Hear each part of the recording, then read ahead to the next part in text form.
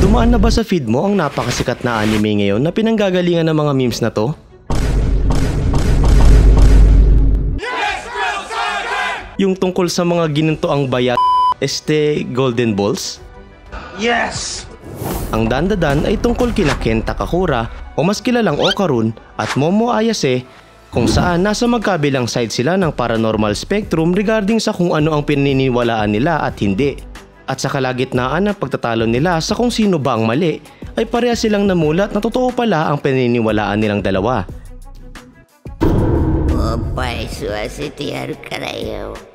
Siksik sa katatawanan at kawirduhan ng series na to, pero hindi rin nagkulang sa aksyon at mga nakakakilig na moments. Nandito na actually ang lahat at malalaman mo na lang yun kapag pinanood mo. Sisimulan natin ang ating kwentuhan sa start ng second saga sa chapter 166 matapos ang mga kaganapan sa chapter 165, kung saan natalo na nila Okarun at ng kanyang mga kasama si Fairy Tail Card ng may tulong din ni Count Saint Germain. Sa hindi namang inaasahang pangyayari ay lumalabas na isang kolektor ng mga paranormal na bagay itong si Count Saint Germain at ninanakaw niya ang powers ng lahat ng kanyang nakasalamuhang paranormal. Sa kabilang banda naman ay naging maliit si Momo matapos niyang makalabas sa curse box, habang si Turbo Granny ay binawi na ang kanyang curse kay Okarun dahil naibalik na nito ang dalawang family jewel niya at nagdesisyon na umalis sa pamamahay ng mga Ayase. Ngayong nakapag quick refresher na tayo, tara na't simulan na natin. Nagsimula ang istorya sa isang maliit na Momo na kumakain ng grain of rice at sinasabi nito na parang mochi ball yung kinakain niya dito. Nadismaya siya dahil alam niyang mabubusog siya agad sa dalawang butil lang, habang si Vamola naman ay inalok pa siya ng meat, kung saan tumanggi na siya doon pero nagreklamo na gusto niya na talaga ng ramen. Dahil sa request niya ay sinabi ni Seiko na kung gusto niya ay gagawa niya ito nun, pero tumanggi ulit si Momo dahil kapag kumain naman daw siya ng 2 cm na noodles ay mabubusog din siya agad, kaya hiningian niya na lang si Vamola ng tubig. Inabot na naman siya ni Vamola ng maliit na manual water pump at itinapat niya iyon sa kanyang bibig. Sinabihan niya si Vamola na magdahan-dahan sa pagpisil nito, pero nalakasan pa rin iyon ni Vamola at naramihan ng pagpiga ng tubig, kaya muntik nang malunod doon si Momo at nag-alala naman si Vamola dahil nasobrahan siya sa pagpisil. Inubo si Momo dahil doon at sinabihan siya na mag-ingat dahil tubig yun at kayang-kaya daw siyang lunurin ng surface tension ng droplets na yon. Sa kabila nito, tinitigan ni Momo ang maliliit na water droplets na nakadikit sa kanyang katawan at ito na lang ang kanyang ininom. Habang ninanamnam niya yung droplet na ito ay napatanong pa siya kung ganito ba yung feels ng pagiging isang astronaut, kaya napangiti si Vamola doon at napakomento na mukhang masaya siya, pero kinontradict niya ito at sinabi na hindi ito masaya at all. Gayunpaman, nagsimula siyang sumayaw habang sinasabi na ang swerte niya dahil hindi niya kinakailangan pumasok sa eskwela at matutulog na lang daw siya. Pero agad na kumontra itong si Seiko at sinabi na papasok siya, kaya nagulat siya doon at nagtaka. Habang si Seiko ay pinaliwanag na hindi daw ba ay nahuhuli na ito sa studies at marahil maliit lang daw siya, ay hindi yon magiging paraan para makatakas sa responsibilidad niya. Napakomento si Momo dito na anong klaseng old fart ba itong lola niya, habang si Vamola ay inalok kung gusto niya bang dalhin siya nito sa kanyang backpack, kaya blunt niyang sinabi na hindi siya laruan. Habang si Seiko ay dinadagdag na huwag niyang hayaang makita siya ng iba dahil magsasanhi daw iyon ng panic, kaya sumagot siya na edi wag siya nitong papasukin sa school. Pero nang hihingi na ni Seiko yung report card niya ay agad na nag-iba ang kanyang mood at pumayag sa kagustuhan nun. Baka mapalo pa siya sa wetpacks kapag nakita ni Seiko yung grades niya. Sa sumunod na eksena, habang naglalakad sila Vamola at Momo papunta sa kanilang school, ay nakasabay nila sina Aira at Okarun. At nang makita ng dalawang sitwasyon ni Momo ay sinabi ni Aira na sobrang nakakatawa ito na pupunta siya ng ganon sa school. Kaya nabisit si Momo dito at sumigaw na hindi siya isang freak show. Habang si Okarun ay napapatanong kung talaga bang pupunta siya sa school sa ganitong estado. Kaya naiinis niyang pinaliwanag na ayaw tumahimik ng lola niya tungkol sa pag-aaral niya. Ayaw niya naman daw na makita siya ng iba kaya tigilan na daw nila ang pag-draw ng atensyon sa kanya at sinimulan niya silang paalisin na parang mga aso. Habang si Okarun ay napasang-ayon sa kanya at sinabi na magiging problema nga kung may makakita man sa kanya dito. Makalipas ang ilang sandali ay dumako na tayo sa classroom nila at dito nakangiting nakikinig si Vamola. Halatang kabado si Okarun dahil kay Momo at si Momo ay nasa gitna ng notebook ni Vamola na nagno-note sa isang maliit na papel. Sinubukang tawagin ni Okarun si Momo pero hindi yun lumingon. Kaya inulit niya iyong tawagin at pagkalingon nun ay nagtaka iyon kung bakit. Kaya pinaliwanag niya na masyado siyang nakabalandra out in the open na nagpatanong kay Momo kung talaga ba. Kaya dinagdag niya na ang lakas pa ng boses niya. Nag-side comment naman si Vamola na siya mismo ang gumawa ng stationery ni Momo. Kaya pinoint ni Momo na yung ginawa lang naman niya ay gumupit ng notebook habang si Okarun ay kabado siyang sinabihan na hinaan niya ang kanyang boses at si Vamola naman daw ay subukang itago ng mas maigi pa itong si Momo. Kaya kumontra si Momo at sinabi na kapag ginawa ayon ni Vamola ay mahihirapan siyang basahin yung tinuturo sa kanila na nagpasigaw na kay Okarun kung hindi niya daw ba naiintindihan yung sitwasyon niya. Bigla namang may naisip si Momo at sinimulang tawagin yung kaklase nila na nasa tabi ni Vamola kaya nabahala dun si Okarun at sinubukan siyang pigilan. Pero huli na ang lahat nang makuha niya yung atensyon ng lalaking ito at tumingin na ito kay Vamola habang siya ay napilitang tumameme sa gilid. Nagpa-cute tuloy yung lalaki kay Vamola at tinanong kung siya ba yung kinakausap nito. Kung saan blunt na sinabi ni Vamola na hindi. Kaya nagsorry na lang yung lalaki at bumalik na sa pagsusulat habang si Momo ay niyabangan si Okarun na nakita niya ba iyon at hindi naman daw siya napansin. Kung saan pabulong na sumagot si Okarun na tumigil na siya at ano daw sa tingin nito yung mangyayari kapag may nakakita talaga sa kanya. Masayang sinabi naman ni Momo na siguro ganito ang pakiramdam ng pagiging isang fairy at pinaliwanag na ito ay isang kilalang paranormal thing, ang legends tungkol sa mga fairies. Dahil doon ay napaisip naman si Okarun kung ano yung ibig niyang sabihin. Sinabi ni Momo na sa katunayan ay nasa lahat ng lugar ang mga iyon at hindi lang nila ito nakikita dahil hindi nila sinusubukang tignan.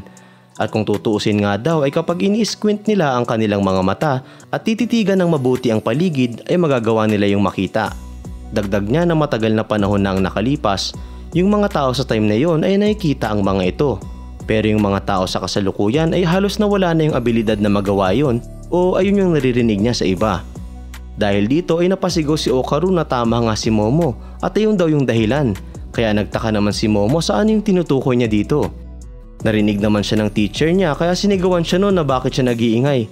Kaya agad na napayuko si Okarun at nagsorry. Habang si Momo ay tinawanan naman siya dahil pinagalitan daw siya. Kaya pabulong na sinabi ni Okarun na ito yung may kasalanan nun.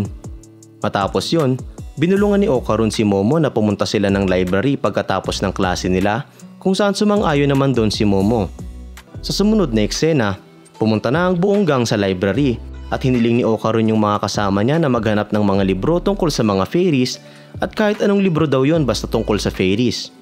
Nakahanap naman si Rin ng isang libro at sinimulan niya iyong basahin habang naikinig sa kanya si Vamola. At sinabi nito na madalas nagpapakita ang fairies sa mga artwork na may mythological motifs at sabi daw sa libro na ito na ang mga taong socially vulnerable ay depicted as small, forgettable presences. Habang nasa chest pocket naman ni Okarun ay nagsorry itong si Momo sa kanilang lahat dahil kinailangan pa daw nila yung gawin para sa kanya.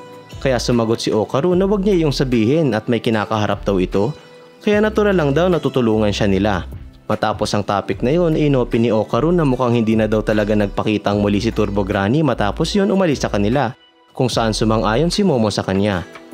Inisip nga doon ito ni Momo na maugutom yun at babalik, pero hindi yun nangyari. At dagdag niya na umaakto daw na matatag yung lola niya, pero sa katunayan ay namimiss na nun si Turbo Granny. At maski daw siya ay namimiss na rin yung pusa na yun, kung saan ganoon din daw si Okarun. Dagdag niya na hindi na rin nila kayang gamitin yung power si Turbo Granny, kaya pinoint ni Okarun na curse din naman daw kasi yun. Tinanong naman ni Momo kung naibalik na ba sa kanya yung family jewels niya at chinek niya na daw ba yun, kung saan sumang-ayon dun si Okarun at sinabi na ang dali niya nga lang daw iyong sinuksok, kaya natawa si Momo. Bigla din niyang tinawag itong si Momo at naiyang pinaalala yung tungkol sa confession niya nung bago sila maghiwalay sa loob ng cursed box. Kaya nagsimula na din dong kiligin si Momo at flustered na sinabi na sandali lang at wag niya daw muna iyong sabihin ulit at maghintay daw itong si Okarun hanggang sa makabalik siya sa normal, kung saan kabado at namumulang sumagot si Okarun na nauunawaan niya yun. Dagdag ni Momo na pero wag niya ding isipin na mga liwa, kaya lalong pinagpawisan si Okarun at napatanong kung ano yung ibig sabihin niya sa pangangaliwa. Hindi pa nga daw sila nagde-date, kaya nagalit doon si Momo at sumigaw na kung ganun ay may balak pala itong mga liwa, na nagpalingon sa kabilang direksyon kay Okarun habang sumasagot na hindi yun yung sinasabi niya. Kaya sumigaw ulit si Momo na wag nitong alisin ang kanyang tingin dito. Umakyat si Momo sa balikat niya at sinimulan nung hilahin yung tenga niya habang sinasabi na tignan niya daw ito habang kinakausap siya. Kaya sinubukan niya yung patigilin dahil nakikiliti daw siya. Bigla namang may nakakuha ng atensyon ni Momo sa may bookshelves at nang titigan niya ito maigi ay may nakita siya sa kabilang banda ng bookshelf na maliit na nilalang na nakasilip at mukhang pinagmamasdan sila nito. Ipagpapatuloy natin ang kwento sa chapter 167 na pinamagatang Hey, there's something there. At dito ay nagtatakang nakatingin si Momo sa maliit na nilalang na nakita niya. Gayunpaman, nang mapansin niya ito ay mabilis naman yung nagtago kaya napasigaw siya doon at sinubukan niyang kunin yung pansin ni Okarun para ipatingin din dito yung nakita niya. Inutusan niya ito na habulin yun. Kaso nagtatakang tinanong ni Okarun sa kanya kung ano nga ba yung tinutukoy niya. Kaya piniliwanag niya na nakakita siya doon ng maliit na matandang lalaki na nagpakuha naman ng atensyon ni Okarun. Bigla itong nabahala at sumigaw na yung tinutukoy niya bang nakita dito ay yung famous cryptid. Tas nung narinig niya naman na sinabi ni Okarun na isa iyong cryptid ay naisip niya na baka isa iyong fairy. Dahil sa sinabi niya ay nabuhayan din si Okarun sa paghahanap at habang hinahanap yun ay pinaliwanag niya dito na isa iyong guy na maraming celebrities na daw ang nagsasabing nakakita doon. At ngayong maliit na daw siya ay marahil ito ang dahilan kung bakit kaya niya nang makakita ng fairies.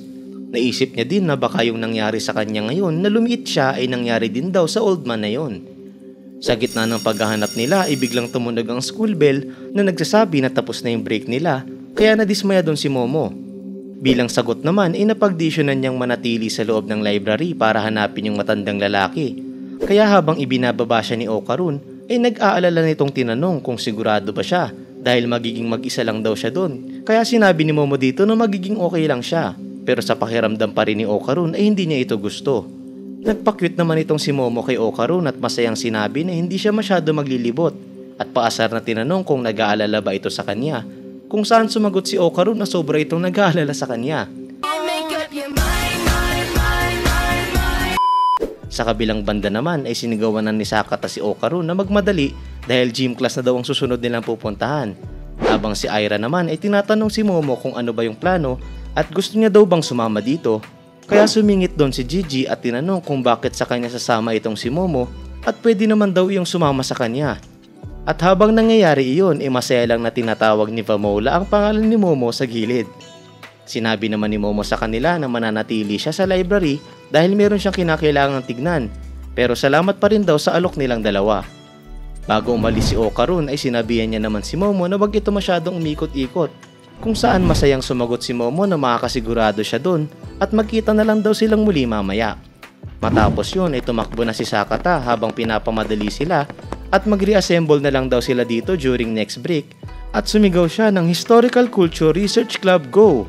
Kaya nagkomento si Aira na ang baduy ng pangalan na yun at palitan niya din daw yun, habang si Gigi ay makulit na sinabi na yan ang gusto niya, masigla. Habang pinapanood naman yung mga kaibigan niya ay napangiti itong si Momo at napakomento na ang sayang makita yung mga kaibigan niya na masaya at sana daw ay makabalik na siya sa normal soon. Sa sumunod na eksena, pumunta naman tayo sa sports field ng kanilang school at dito ay pinapaliwanag ng PE teacher nila Okarun na ngayon ay magkakaroon ng physical fitness test ang mga lalaki. Magsisimula daw sila sa 50-meter run at itatime daw sila ng Phys Ed Committee at tatakbo daw sila in pairs. Sunod nun ay tumayo na sila sa kabilang banda ng ginawa nilang 50-meter run track at habang tinititigan ni Okarun yung paligid ay napaisip siya kung kamusta na kaya yung kalagayan ni Momo at sinabi na palagi na lang yung masyadong rush. Nagsimula siyang mag-fidget dahil sa sobrang pag-aalala at biglang naputol yung pag-iisip niya doon nang tawagin siyang private first class Takakura ni Sakata at pinaliwanag nito sa kanya na pwede niya itong tawaging major at incidentally daw ay nasa masamang form ito kaya nagtaka si Okarun dito kung bakit. Pinaliwanag ni Sakata na binibigyan siya ng problema ng dati niyang leg injury at hindi daw ito makakatakbo ng mabilis. Kaya napakomento si Okarun na bakit ganun, grabe daw itong tumakbo ng mga nakaraan, kung saan dinagdag lang ni Sakata na yung magagamit niya lang sa kanyang maximum speed doon ay 10%. Tinanong niya din kay Okarun kung ano ang pinakamabilis nitong time para sa 50-meter run. Kaya napakamot ulo si Okarun dahil hindi daw niya sigurado at hindi niya pa daw ulit na-time yon since junior high. Kaya sumagot na lang siya ng mga 9 seconds ang pinakamabilis niya. Dahil sa sagot niya ay biglang ginanahan si Sakata at napasigaw na may chance na manalo siya doon. Pero agad niyang binalik ang kanyang composure at inaya si Okarun na siya ang samahan nitong tumakbo At wala naman daw dong kinakailangang alalahanin dahil kaya niya lang tumakbo gamit ang 10% ng kanyang bilis. Kaya napatameme na lang dun si Okarun at nang sasagot na ito na okay lang naman yun, ay biglang may tumawag sa kanya na nagpalingon sa kanilang dalawa. Lumalabas na yung tumawag kay Okarun ay yung lalaking nambuli sa kanya dati at inaya siya nito na ito ang samahan niyang tumakbo. Naalala ni Okarun kung paano siya nito tratuhin dati at nang kukontra na siya ay dinagdag ng lalaki na magiging cool yun, kaya sige na daw at pumayag na siya. Nagsimula namang mag-cheer yung mga babae nilang kaklase sa lalaking ito at lumalabas na yung pangalan nito ay Hase. Pinatigil naman yung mga babae dito ng teacher nilang kamukha ni Taguro. At pumasok na daw ang mga ito sa gym kaya napatahimik doon si Okarun. Nang magtatawag ng muli yung teacher nilang si Taguro ay nagtaas ng kamay si Hase at sinabi na siya at si Okarun ang susunod. Inaya na ni Hase si Okarun na pumunta sa starting line kaya sinubukan niyang magrason na si Sakata dapat yung magiging kapartner niya. Pero nang sasabihin niya pa lang yun ay biglang sinigawan ni Hase si Sakata at tinanong na hindi daw ba ay okay lang para dito yung gusto niya, kung saan agad namang sumang-ayon si Sakata na nagpawindang kay Okarun. Bigla namang pinaalam ni Hase dito kay Okarun na yung bilis niya ay about 6 seconds, kaya nagtaka doon si Okarun at napaisip na kung gayon ay hindi daw ba dapat mas mabilis sa kanya yung inaaya nito. Naghanda na ang dalawa na tumakbo at pagpito ng teacher nila ay sa hindi nila inaasahang lahat ay naunahan ni Okarun ang mayabang na Hase at kita dito ang pagkagulat ng dalawa sa pangyayari. Manghang-mangha yung Phys Ed Committee sa bilis ni Okarun at ang time ng bilis niya dito ay 5.8 seconds kung saan hindi din makapaniwala yung mga kaklase niya sa naging resulta. Napatanong yung mga ito kung alam ba ni Sakata na ganun kabilis si Okarun habang si Sakata ay pinagpapawisan sa nerbiyos at napaisip na buti na lang ay hindi niya sinabayan si Okarun at nagsisinungaling daw pala yun kanina. Habang hinihingal naman ay hindi rin makapaniwala si Okarun sa kanyang sarili. Sumunod nun, tinest naman nila ang lakas ng kanilang throwing capability sa handball throw. Pagbato ng isang kaklase ni Okarun ng handball ay nakaabot ito ng 15 meters. At nang dumating na ang turn ni Okarun ay tila nagmukha pa itong isang batang napadpad lang doon. Pero naganda pa rin dito si Okarun habang iniisip na ang laki ng bola na ito at kung papaano niya ba ito dapat ibato. Pagkabuelo ni Okarun ay agad niya itong binato at sa hindi nila inaasahang lahat ay nakakuha ito ng layo ng 35 meters na nagpamangha na naman sa kanyang mga kaklase. Matapos yun ay tinest naman nila ang standing long jump at dito ay nagawang makatalo ni Okarun ng 3.6 meters. Sa sidestep test naman ay nagpakita din ng bilis si Okarun sa paglipat-lipat ng pwesto at nagawa nitong mapaulit-ulit ang maneuver na iyon ng 80 times. Sumunod dito ay tinest nila ang kanilang footwork skill sa shuttle run at dito ay nagawa ni Okarun na makabalik sa starting point ng 120 times. Kitang-kita ang pagkakaiba ni Okarun sa kanyang mga kaklase nang hingali ng mga ito at napakomento pa dito si Hase kung ano bang meron dito kay Okarun at parang isa daw itong pro athlete. Habang yung hingal na Sakata naman ay sumagot na naging isang halimaw na nga itong si Okarun dahil sa pinakita niyang performance sa kanilang fitness test. Habang nagpapahinga naman si Okarun pagkatapos niya sa shuttle run ay bigla siyang tinawag ni Taguro. Nagbibiro lang ako. Este ng PE teacher niya at pinuri siya nito kung saan sinubukan niyang i-brush off lang yun. Tinanong din ito kung saang club siya kasali kaya sinabi niya nakasapi siya ng Historical Culture Research Club. Dahil doon inapatameme yung teacher niya at napatanong kung ano yun at hindi pa daw nito naririnig yun dati. Kaya pinaliwanag niya na bago-bago pa lang yun. Matapos yun ay bago umalis yung teacher niya ay sinabi nito sa kanya na dapat ay bumisita siya sa baseball team practice at pinagtipunan nito yung mga estudyante. Napayuko naman si Okarun at napatingin sa kanyang mga paa habang iniisip na wala na sa kanya yung powers ni Turbo Granny kaya nagtataka ito kung paano niya nagawa ang lahat ng yun. Bigla niyang naalala yung naging training niya sa ilalim ni Seiko, mga payo ni Turbo Granny kung paano niya gagamitin yung powers niya at maski yung pagtakbo nila ni Momo habang inahabol ng crab-bound spirit. Habang inaalala yun, inapatanong siya sa sarili niya kung kailan ba siya naging fit ng ganito. Ipagpapatuloy natin ang kwento sa chapter 168 na pinamagatang There's Someone Here, kung saan iniisip ni Momo kung papaano siya makakapunta sa mga bookshelves galing sa lamesa. Sinubukan niyang gamitin ang kanyang power at sa kanyang tuwa at gulat ay kaya niya pa rin itong gamitin. At hindi lang yon dahil kaya niya itong gamitin sa normal nitong size. Humawak siya sa bookshelves at nagsimulang mag-swing from shelf to shelf na parang si Spider-Man at masaya niya itong ginawa. Matapos mag-swing ay naglanding siya sa may lapag at napagdesisyon ng hanapin ang old man na nakita niya kanina at nagsimula na siya dong sumigaw na lumabas na ito. Tumingin-tingin siya sa mga singit ng mga nakaayos na libro at nilaro pa nga nito ang mga alikabok na parang soccer balls. Sumunod nun ay pinanood niyang lumangoy ang isang simpleng isda sa aquarium pero sa kanyang point of view ay isa itong higanting nilalang. Napakomento siya dito na hindi niya mahanap yung matandang yun kahit saan siya tumingin. Kaya naisip niya na baka guni-guni niya na lang yung kanina. Habang siya ay naglalakad-lakad naman, may biglang nagbukas ng pinto ng library kaya napalingon siya dito. Sumilip sa may gap ng pinto ang isang creepy na mukha ng isang babae na kamukha ng model na dating sumikat na app na Momo at may hawak-hawak itong patalim. Kita ang pagtataka sa mukha ni Momo nang makita niya ito at nagsimula namang maglibot yung babaeng ito sa library.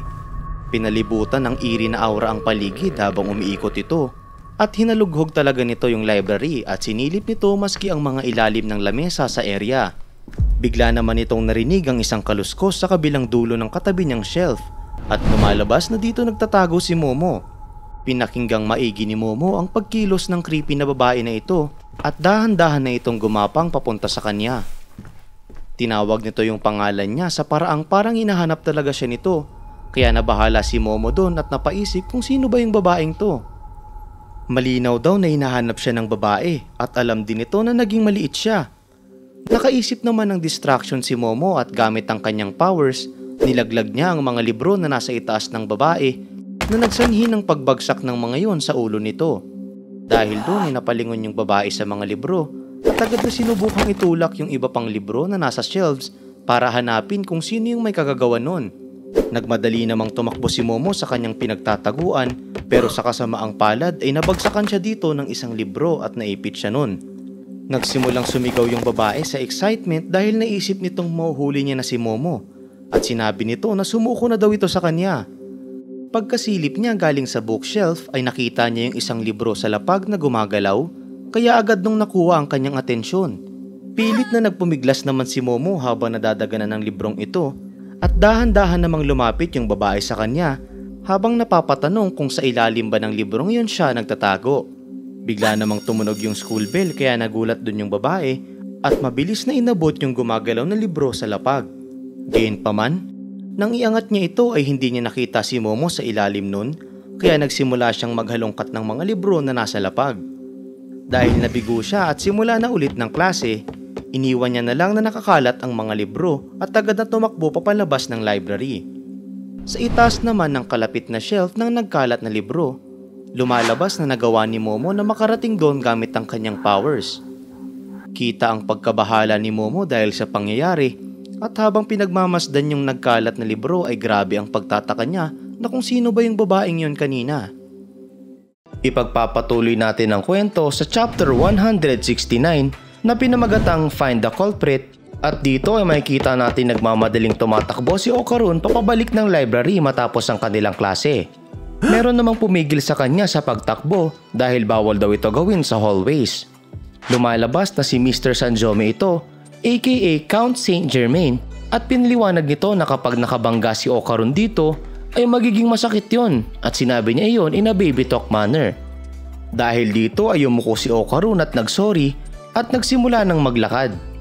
Paglampas niya naman kay Mr. Sanjome ay napatanong iyon kung kamusta yung club activities nila at nakahanap daw ba sila ng bagong secret discoveries na nagpataka naman kay Okarun pero agad din siyang sumang-ayon. Nagsimulang bumuntot si Mr. Sanjome sa kanya at sinabi nun na sandali lang dahil iniisip daw nito kung saan siya pupunta kaya sinabi niya dito na medyo nagmamadali siya. Tinanong siya nito kung anong klaseng secrets ba ang mga na-uncover na nila. Kaya pinoint niya ulit na nagmamadali nga siya kaya kung pwede daw, sa susunod niya na lang sasabihin yon dito. Kung saan seryosong sumagot si Mr. Sanjome na hindi yun maaari na nagpataka sa kanya.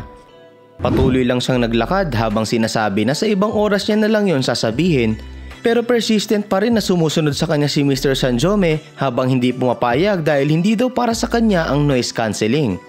Ano daw ba yung pinagsasabi nito ni Mr. Sanjome ika ni Okarun? Sumagot naman si Mr. Sanjome na tungkol yon sa pag-uncover ng mga sikreto at pinaliwanag nito na in order para ma-cancel out ang noise ay dapat matamaan ang noise waveform nun ng opposite waveform. Pareho lang daw yon ang relationship sa pagitan ng plus at minus. Kapag nangyari daw yon ay i-expect mo na marinig ang twice as much na noise, pero ang tunay na nangyayari daw ay hindi mo na talaga yon naririnig. Dagdag niya na pero para sa kanya ay nagsasani iyon ng siki-iki feeling kaya hindi niya daw yon ginagamit. Ang arte magsalita nito ni Sanjome, ewan ko ba. Napawaw naman si Okarun sarcastically at sumagot na, ay talaga? Sumunod nun ay tinanong naman ni Mr. Sanjome kung pamilyar ba siya sa phenomenon of metronome synchronization, kung saan walang ganang sumagot si Okarun na hindi niya naman pwedeng sabihing oo. Kaya piniliwanag ni Mr. Sanjome na kung randomly mong sisimulang pagalawin ang sandamakmak na metronomes, ang vibrations na nanggagaling sa mga iyon ay matatransmit sa iba pang metronome at sa loob ng 2 to 3 minutes ay magsisynchronize na ang lahat ng iyon.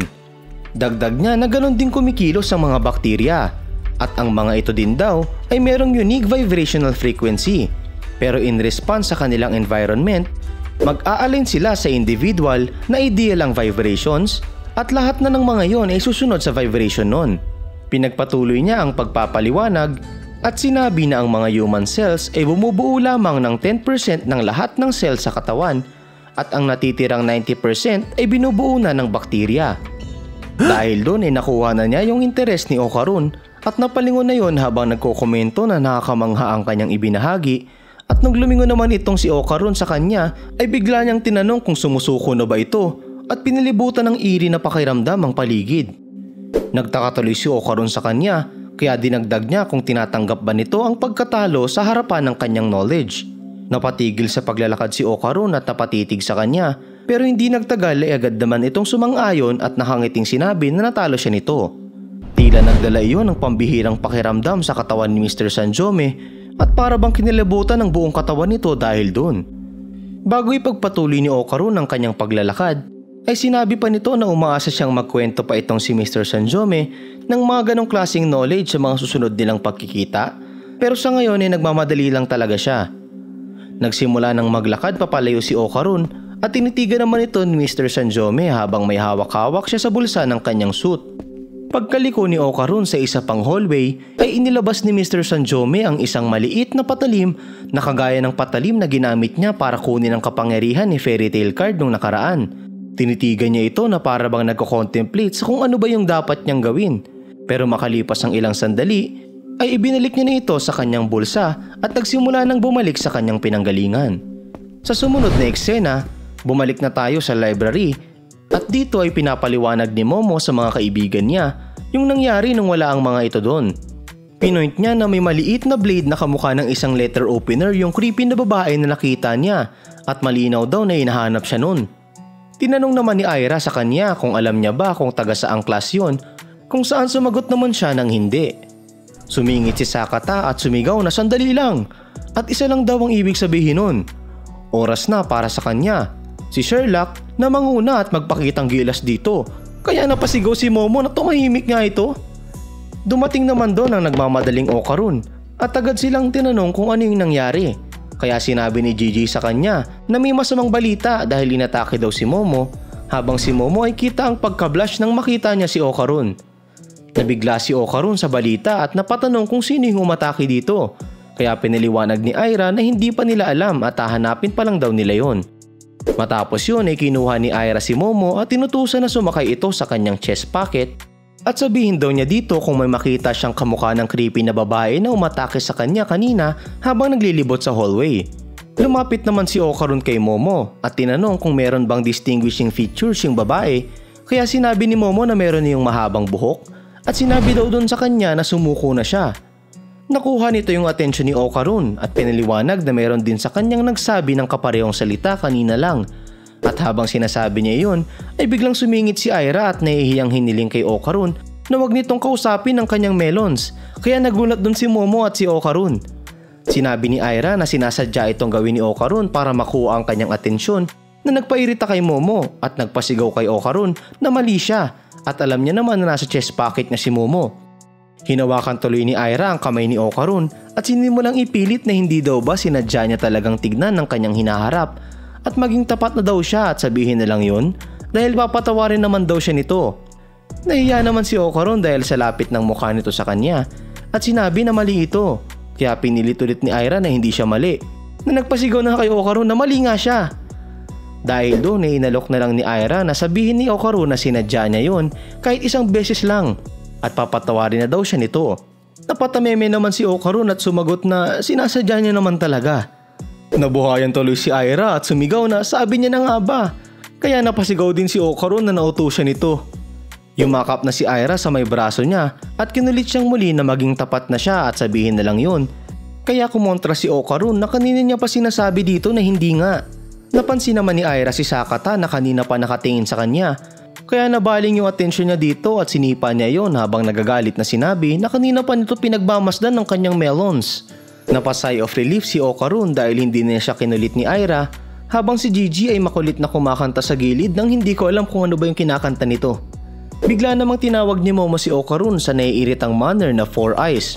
At pagkatingin niya dito ay kita sa mukha ni Momo ang pagkaumay at pagiging pissed off.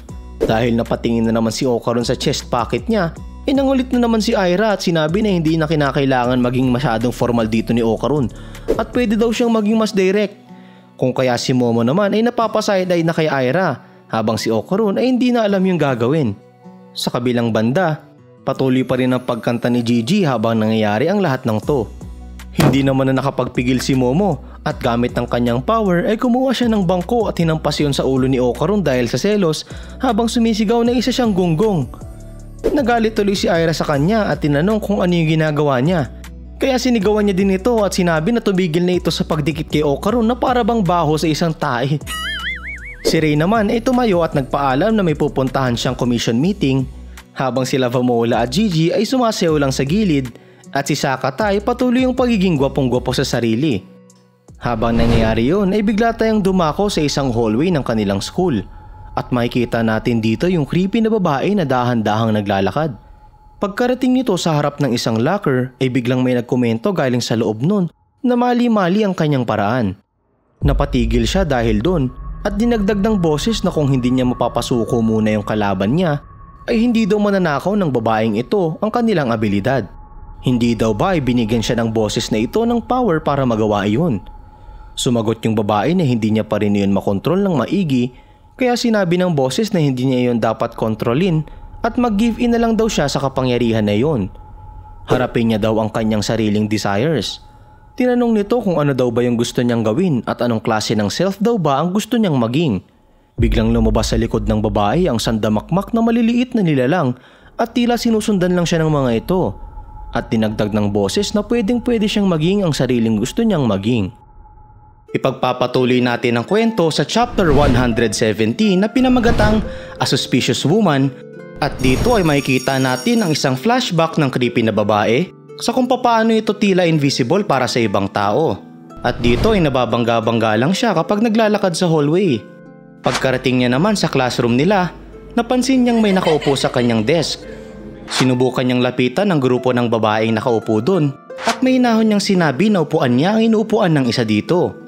Gayunpaman, imbis na mag-sorry yung mga babae ay nagsimula itong magtawanan at paasar na sinabi na may naririnig ba silang boses doon at baka multo lang daw yung naririnig nila. Dahil dito ay lumayo na lang yung babae at tumayo sa isang gilid. Kinagabihan naman, pagka-uwi niya sa kanilang tirahan ay narinig niya ang kanyang nanay at kapatid na nag-uusap sa dining area at proud na proud ang nanay niya sa kanyang kapatid na si Alice dahil nanalo na naman daw ulit ito ng first prize. Payabang naman na sinabi ng kapatid niya na maraming beses naman na siya nananalo.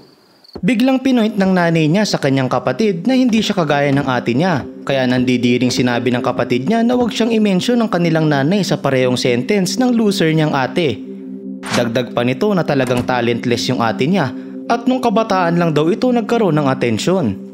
Pagpasok ng creepy na babae sa kanyang kwarto, umupo ito sa kanyang higaan at tinitigan ng kanyang shelf. Pinagmasdan niya ang sandamakmak na awards na nakadisplay dito at lumalabas na ang pangalan pala ng creepy na babae na ito ay Koki Yukishiro at isa siyang piano prodigy nung bata pa siya. Habang tinititigan ang kanyang mga awards, bigla niyang naalala ang isang panahon kung saan nasa harapan siya ng spotlight habang pinapanood siya ng isang buong theater hall. Naalala niya din dito kung papaano siya lagi nakakakuha ng first prize sa mga ganitong klaseng competition. Napaisip tuloy siya kung bakit ganito na yung nangyayari sa kanya.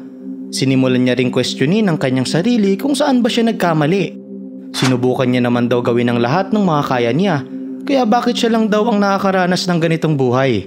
Kinuha niya ang kanyang cellphone at matapos ang kaunting pag-iisip ay napagdesisyonan niya ng gamitin ang kanyang katawan para lang maibalik ang pansin ng tao sa kanya na kagaya ng pagpansin sa kanya dati nung nananalo pa siya lagi sa mga piano competitions. Itinapat niya ang kanyang cellphone sa kanyang katawan at kinuhaan niya ito ng litrato para ipost sa social media. Sa sumunod na eksena, meron siyang kinitang lalaki sa isang eskinita ng kanilang school at ipinapakita nun sa kanya ang litrato ng kanyang katawan kaya nanlaki ang mga mata niya sa gulat doon. Ininsist ng lalaki na sa kanyang account ang ipinapakita nito at hindi daw ito maganda dahil habang buhay nang nandiyan ang isang digital tattoo. Hindi makapagsalita yung babae dahil dito. Pero sinubukan niyang magmaang-maangan at sinabi na wala siyang alam sa sinasabi ng lalaki. Bigla namang may inabot yung lalaki sa kanya na maliit na blade habang sinasabi na hindi niya ipagkakalat sa iba yung nalaman niya sa ilalim ng isang kondisyon. Kumontra yung babae na hindi nga siya yun, kaya sinabi ng lalaki na kung gayon, sasabihin na lang nito yung nakita niya sa kanyang mga magulang. Wala naman daw pake yung lalaki dito. At wala siyang problema kung tawagan niya man ang mga otoridad at ipaimbestigahan ito maigi. Nabahala na doon yung babae, kaya tinanong na ulit ng lalaki kung ano na yung gagawin niya at papakinggan na daw ba siya nito. Napakunot naman yung noon ng babae habang pinapakinggan siya at bigla tayong napunta sa kasalukuyan kung saan nagtatanong-tanong na sila Ira sa mga classroom kung meron bang mga estudyante dito na pumuntang library during third period. Sumagot yung isang estudyante na nasa klase silang lahat, kaya tinanong naman ni Ira kung meron bang wala sa klase doon kanina na pwedeng pumunta sa bathroom o nurse's office. Tinanong ng estudyante sa mga klase nito kung meron ba, kung saan hindi naman ang mga yon. Bigla namang nagpakita si Momo galing sa chest pocket ni Ira at sinubukan nitong magpapansin, kaya nairita si Ira sa kanya at tinanong kung ano yung ginagawa niya. Sumagot siya nang wala namang nakakapansin sa kanya. Habang si Okarun ay sinasabi na mag-ingat siya sa pagkilos. Dahil sa kakulitan niya ay muntika ng malaglag si Momo, pero buti na lang ay nakahandang sumalo si Okarun at si Ira naman ay sinasabihan siyang magseryoso. Tinanong siya nito kung hindi daw ba ay naaalala niya yung itsura ng babaeng pumunta sa library at kung gayon daw ay hanapin niya na yun. Sumagot si Momo na kapag nakita niya naman yun ay marirecognize niya yun agad dahil may mahaba daw yung buhok na humaharang sa mukha nun.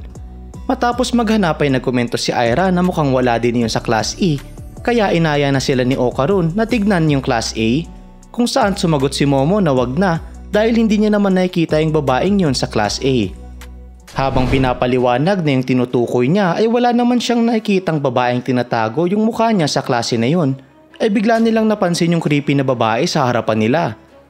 Nang magkatitigan sila Momo at si Koki, ay agad na mabilis na naglakad yun papalabas ng classroom. Habang sila Momo ay napapasigaw na iyon yung humabol sa kanya na nagpakuha ng atensyon nila Okarun. Sinubukang tumakbo ni Koki sa hallway kaya agad na sumunod sila Ira dito. Sinigawan ni Ira si Gigi na ano ba yung ginagawa nito dahil sumasayaw-sayaw lang ito doon. At sinabi naman ni Momo na habulin nila yung babaeng lumabas. Pinoint ni Okarun na yung babaeng iyon ay yung umatake kay Momo kanina kaya nakuha na niya yung atensyon ni Gigi. Nakasalubong naman nila si Mr. Sanjome. At pinagsabihan sila nito na wag tumakbo sa hallway kaya napilitan silang maglakad hanggang sa makarating sila sa palikong hallway. Pagkarating nila doon ay agad na tumakbong muli ang magkakaibigan at napansin ni Ira na pumasok yung babae sa isang mga classroom. Inutusan ni Momo sila Gigi at Vamola na bantayan ang rear door kaya agad na tumakbo ang dalawang iyon papunta doon. Habang si Ira ay sinasabi na wag nilang hayaang makalabas yung babaeng iyon sa classroom. Pagkarating nila sa pinto ng silid ay hinawi naman ni Okarun si Ira at sinabi na baka umatake bigla yung babae gamit yung daladala ng kutsilyo kaya paunahin daw siya nitong pumasok. Pagkabukas ni Okarun ng pintuan ng classroom ay sa laking gulat nilang dalawa, wala silang nakitang babae sa loob nun at puro culinary tables lang yung bumungad sa kanila. Ipagpapatuloy natin ang kwento sa chapter 171 na pinamagatang Corner the Prep. At dito ay makikita natin sila Okarun at Ira na takang-taka dahil biglang nawala si Koki sa kanilang paningin sa loob ng culinary room. Biglang nagsara yung pintuan ng silid sa kanilang likod na nagpagulat lalo sa kanila. Agad na sinubukan ni Aira na buksan ito pero hindi ito nagbabudge. Sa labas naman ng room ay sumisigaw si Sakata kung sinusubukan ba siyang i-exclude nila Okarun sa happenings, kaya sumigaw ito na gusto niya daw sumali doon. Pagkabukas niya ng pinto ay sa hindi niya inaasahan, puno ito ng culinary students at ongoing ang kanilang klase. Dahil dito ay nerbyosong tinanong ni Sakata kung busy ba sila dong magpakulo ng mga hotdog. Baliw ka yata eh. Pumasok naman sa rear door sila Gigi at Vamola at sumigaw si Gigi na hindi ito oras para makipag-usap ng ganito at tinanong kung nasaan na sila Okarun at Aira, kaya sumagot si Sakata na hindi niya naman yun ginagawa at hindi daw ba ang weird nang nangyari dito. Sa kabilang banda naman, sa sitwasyon nila Okarun ay nababahala na dito si Momo dahil nasa loob na daw sila ng empty space. Sumigaw si Okarun na sandali lang at wala na daw sa kanya yung power ni Turbo Granny, kaya papaano pa daw siya makakalaban dito. Habang sinasabi niya yun ay bigla niyang napansin na may humihila sa kanyang damit at pagkatingin niya dito ay dumidikit na yun sa isa sa mga tables doon. Sinubukang hilahin ni Okarun ang kanyang damit para maalis sa table at napatanong ito kung ano yung nangyayari. Si Aira naman ay nag-transform na sa kanyang acro silky form dahil nakaramdam siya dito ng kakaibang presence at sinabihan nito si Okarun na manatili muna sa kanyang likod. Habang si Momo ay pinagsasabihan siya na mag-ingat dahil ang kahulugan daw ng empty space ay aliens ang mga kalaban nila. Bigla namang nagdikit ang pants at palda nila Okarun at Aira, kaya nagulat doon si Okarun habang flustered na napapatanong si Aira kung ano yung ginagawa nito ni Okarun. Pinoint niya dito na tila nag-merge ang kanilang mga damit at hindi nila iyon matanggal. Dahil dito ay napasigaw si Momo na ano ba yung pinaggagawa nila. Pero habang sinasabi nito na bilisan na nila yon at maghanap ng paraan para matanggal yung pagkakadikit ng damit nila, ay may napansin nito galing sa rightmost table na kumikinang na bagay. Pagkatingin maigi ni Momo sa kung ano yun, ay lumalabas na mga kitchen knife yun na nagsimulang lumipad papunta sa kanilang direksyon. Napasigaw siya dito na mag-ingat sila, kaya napalingon na din doon sila Okarun at Aira. Walang nagawa si Okarun kundi sumigaw din sa takot, habang si Aira ay agad na nagseryoso at si Momo naman ay ginamit ang kanyang power. Nagawang masipa ni Aira ang mga kutsilyo, habang si Momo naman ay nagawa ding masalagang mga iyon gamit ang kanyang magical hand. Napunta tuloy sa awkward na position sila Aira at Okarun dahil sa maneuver na ginawa ni Aira, pero mukhang hindi niya naman yun napansin at sinabi lang na hindi niya hahayaang matamaan itong si Okarun. Kaya nagpasalamat si Okarun sa kanya, pati pinuri niya na rin si Momo, kaya nagpasalamat din yun dito. Nang aalisin na ni Aira ang pagkakaharang ng kanyang katawan sa katawan ni Okarun, ay hindi niya yun magawa at lumalabas na dahil iyon sa nagkadikit na din ang kanilang mga damit. Napatili si Aira sa sobrang kilig at hiya at sinimulan nitong ipaliwanag na baka ibig sabihin ng pagka-stuck niya sa ganitong klaseng posisyon kasama si Okarun ay nangangahulugang sila ang most honorably betrothed. Kaya napasigaw si Okarun dito na saan niya ba binabase yung mga pinagsasabi niya. Dahil dito ay nagsimula ng magselo si Momo at habang sinasapak si Aira sa dibdib nito ay sumisigaw ito na hindi nakakatuwa yung ginagawa nila kaya lumayo na daw sila sa isa't isa. Bigla namang may napansin si Momo sa may damit ng dalawa at nang tignan niya ito maigi ay nakita niya ang ilang maliliit na nilalang na tinatahi ang damit nila Aira at Okarun para magdikit ang mga ito. Agad na tumalon si Momo galing sa chest pocket ni Aira at tinawag na pygmies ang mga nakita niya dito. Base sa fandom, ang pygmies ay isang alien race na may maliit na size at sa sobrang liit ng mga ito ay invisible sila sa mga mata ng average na size na tao. At kagaya ng mga serpo, lahat sila ay magkakamuka. Habang nalalaglag ay sinigawan ni Momo ang mga pygmies na ano yung ginagawa ng mga to. Sinipa niya ang mga ito papalis sa damit nila Okarun at matapos yun ay ginamit niya ang kanyang powers para kontrolin ng dalawang kitchen knife. Tinusok niya yung kitchen knife sa damit ng dalawa at dahil doon ay nagawa niyang mapunit at mapaghiwalay sila Aira at Okarun. Gumaan yung pakiramdam ni Okarun dahil napaghiwalay na sila at niligtas daw sila nito ni Momo. Si Momo naman ay sinabihan silang mag-ingat dahil sobrang bilis daw magtahi ng mga yun. Habang si Aira ay nahihiya at nagmamaktol dahil punit-punit na daw yung skirt niya. Bigla namang nakita ni Momo na may mga pygmies sa mga balikat ni Aira kaya agad niya iyong tinuro pero nang tignan ni Aira ang balikat niya ay wala siyang makita dito. Sumigaw na tuloy si Momo na tignan niya yung maigi pero kahit anong tingin ni Aira ay hindi niya yun makita Kaya nairita na iyon at sumagot na ano ba yung pinagsasabi niya at wala naman daw siyang nakikita dito. Tinanong naman ni Okarun kay Momo kung ano ba yung nakikita niya. Kaya nagulat si Momo at hindi ito makapaniwala na hindi nila nakikita ang nakikita niya. Pinoint niya sa kanila na yung buong silid na ito ay punong-puno ng pygmies. At totoo nga ito nang magsimulang magsilapit ang sandamakmak na maliliit na pygmies sa kanila na nanggagaling sa iba't ibang sulok ng kwarto. Naglabas din ng mga ito ng mga makeshift catapult na imbis na stone ang binabato ay mga kitchen knife. At meron din silang mga karayom na dala na gagamitin naman nila bilang arrow sa kanilang mga pana. Meron din na isang special catapult na mga karayom din ng bala at hinanda nila iyon ipadala kila Okarun. Tila walang tigil ang paglabas ng mga nilalang na ito kung saan saan at hindi nagtagal ay sabay-sabay nila yung pinapunta sa tatlo. Bilang depensa ay ginamitan ni Momo si Okarun ng kanyang powers at si Aira naman ay winasiwas niya ang kanyang buhok para masalagang nagsisili parang kutsilyo at karayom. Sumigaw si Momo na umaakyat ang ilang pygmy sa katawan ni Okarun. Kaya nagtaka ito at tinanong kung nasaan ba yon dahil wala naman daw siyang makita. Si Aira naman ay sinusubukang hilahin ang kanyang skirt dahil unti-unti itong dumidikit sa katabi niyang table. Nabahala na si Momo dito dahil wala sa dalawa niyang kasama ang nakakita sa mga nilalang na ito at nasa bawat sulok daw yung mga pygmies na yun. Dahil doon ay napakomento si Aira na hindi nila kinakailangang makita ang mga pygmies kung nasa buong paligid ang mga iyon kagaya ng sinasabi ni Momo. Bilang sagot ay binuhat ni Aira ang dalawang table at naghanda itong umatake habang sinasabi na wawasakin niya na lang ang buong paligid. Gayunpaman, nang ibabato niya na yung mga table ay nakaramdam siya ng tag at lumalabas na hindi niya magalaw ang sarili niyang buhok. Kaya nagtaka siya dito at napatanong kung ano ba yung nangyayari. Pagkatingin niya ay napasigaw siya na nabuhol-buhol na ang kanyang buhok kung saan-saan at ipinakita dito na mukhang nagawa ng matahin ng mga pygmies ang kanyang buhok at yung daladala nitong table sa buong paligid na parabang nasaputan ng isang gagamba. Umakyat ang ilang pygmies sa mga table na buhat-buhat niya at binuksan ng mga ito yung gas stove. Pagkalabas ng apoy sa kalan ay mabilis nitong nilamon yung mga nakadikit na buhok ni Aira dito at unti-unti iyong gumapang papunta sa kanyang muka.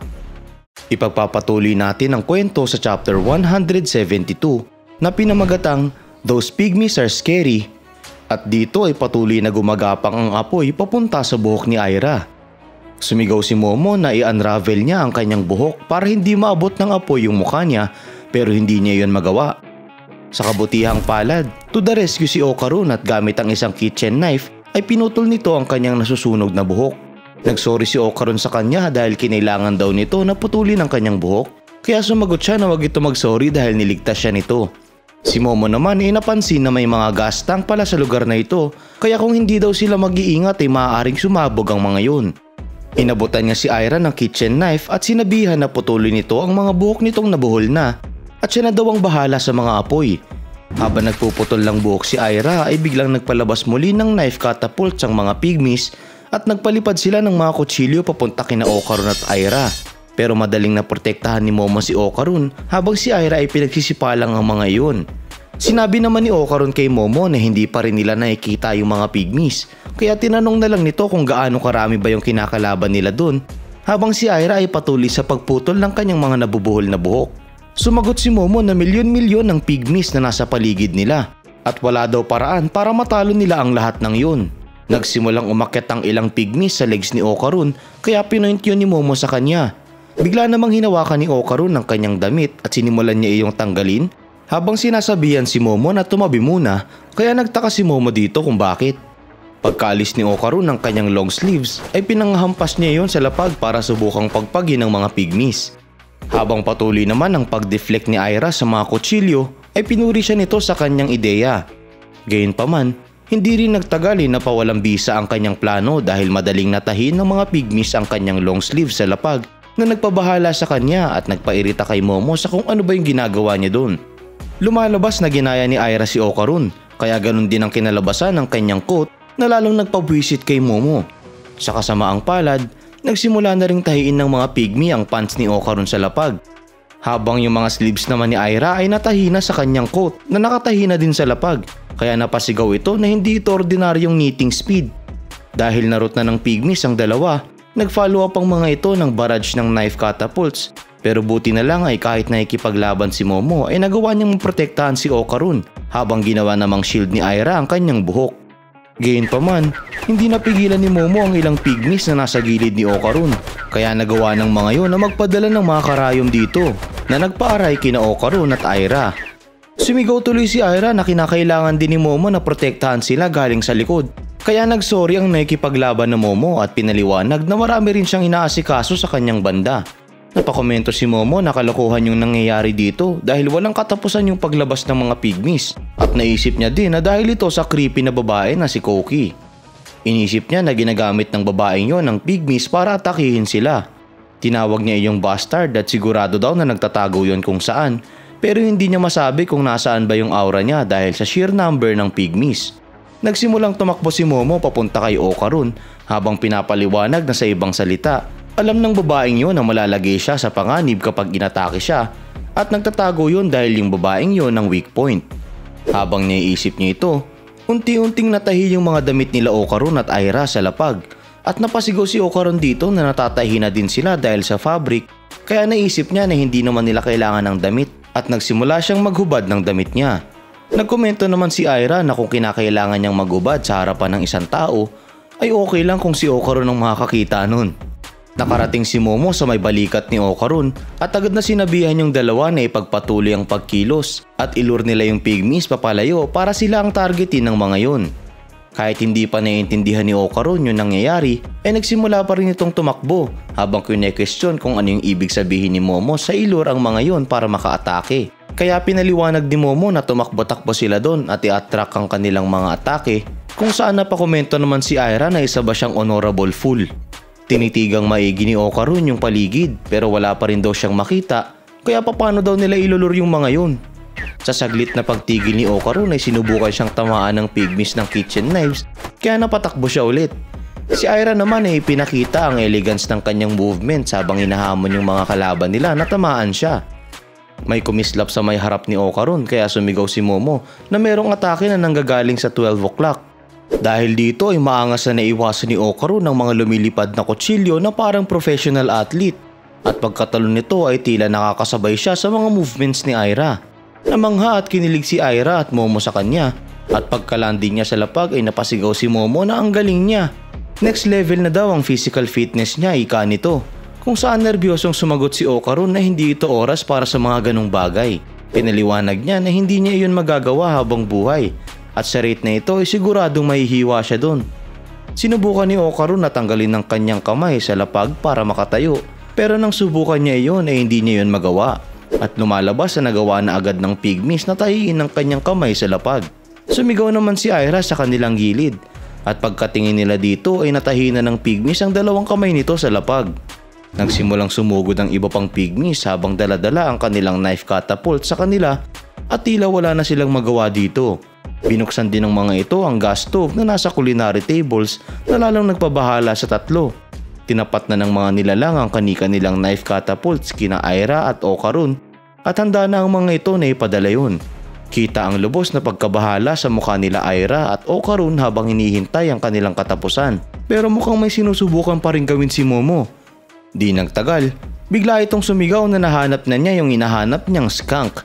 Paasar niyang tinanong yung pygmies kung ano yung problema ng mga ito at bakit hindi daw sila umaatake.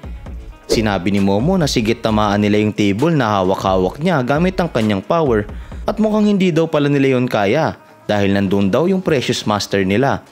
Hindi daw aatake ang mga ito papunta sa direksyon ng kanilang master at habang sinasabi niya yon na ibinatonan niya yung daladala niyang table sa isang pader at solido yung tumama sa katawan ni Koki na lumalabas na nakatago ito doon gamit ang isang invisible sheet. Ipagpapatuloy natin ang kwento sa chapter 173 na pinamagatang Corner the Criminal at dito ay matapos batuhin ni Momo si Koki ay sumigaw ito na nakita niya na yung damas na to. Nagulat si Aira dito dahil pinakitaan sila ni Koki ng isang ninja art kung saan magagawa mong makapagtago from plain sight. Si Momo naman ay pinaliwanag na nagtago yung babaeng yon sa likod ng isang kortina na tinahi mismo ng mga pygmies kahit na yung babaeng yun daw yung mismong nagsimula ng atake.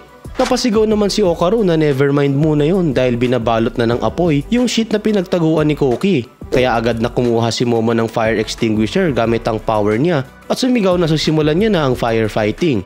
Binuguhan niya yung apoy ng dry chemical foam galing dito kaya napaubos sila Aira at Okaru sa nagawa ng usok.